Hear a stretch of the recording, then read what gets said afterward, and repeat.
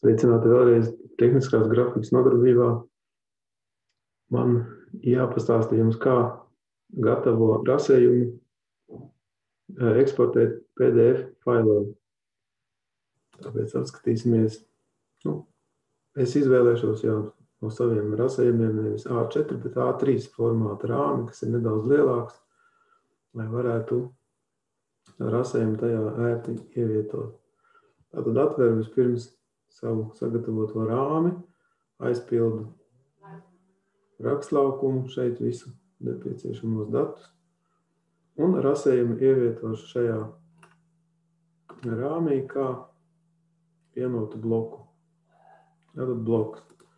Izvēlamies šeit, ja rasējums jau šeit ir redzams, tad viņu var taisno no šejienes ievietot.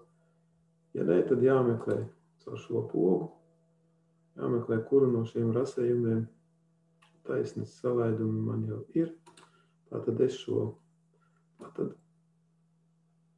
pataisno vienkārši paņemot ar peli.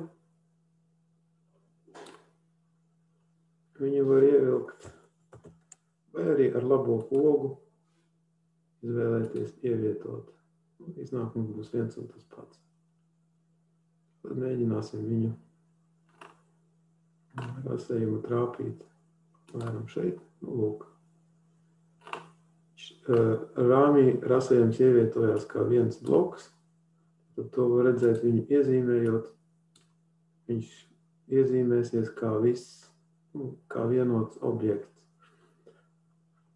Tālāk, lai šo rasējumu dabūtu, piemēram, sūtīšanai pa e-pastu, viņu vajadzētu eksportēt uz PDF failu.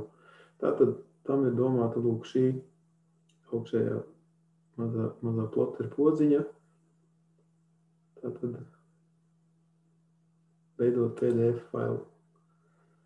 Mums šeit pieprasa izvēlēties formātu, tātad mums bija A3 formāts. Un šāds novietojums. Labi, apstīsimies tātad nospiežot. Mums tagad nāksies pagaidīt un apskatīties, kas mums ir sagatavots PDF fails, un viņu varam apskatīt. Un viņš ir redzams diezgan maziņš. Tad 54.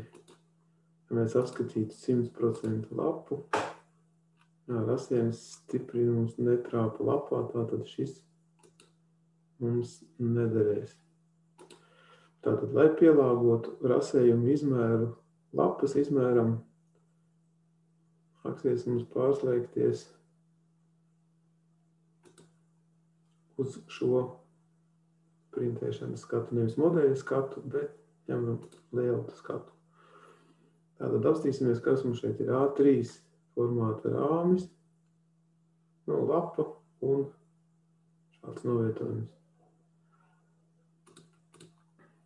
Tātad A3 formāta lapa šeit ir iezīmēta ar raustītu līniju.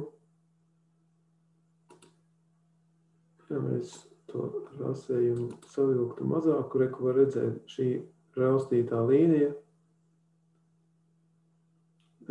apmēram nozīmē A3 lapas lielumu. Un tad pie tās mums arī vajadzētu šo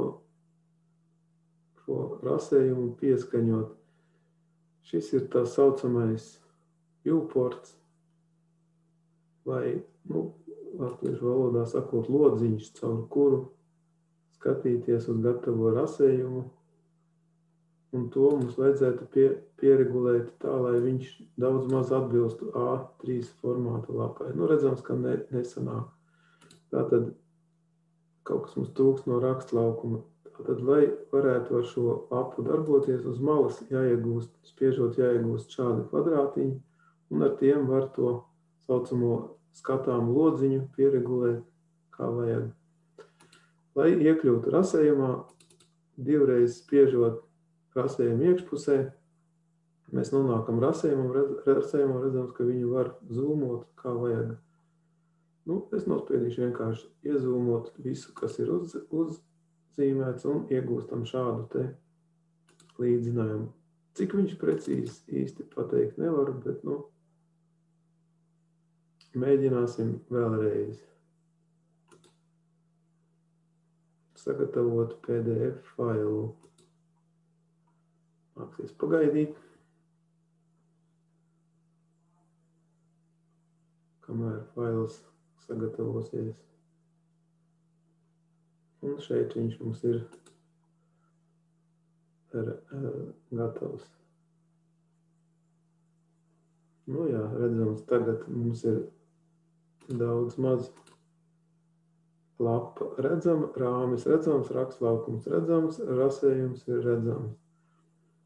Nu, protams, šādam rasējumam noteikti vajadzētu pievienot piezīmi, kad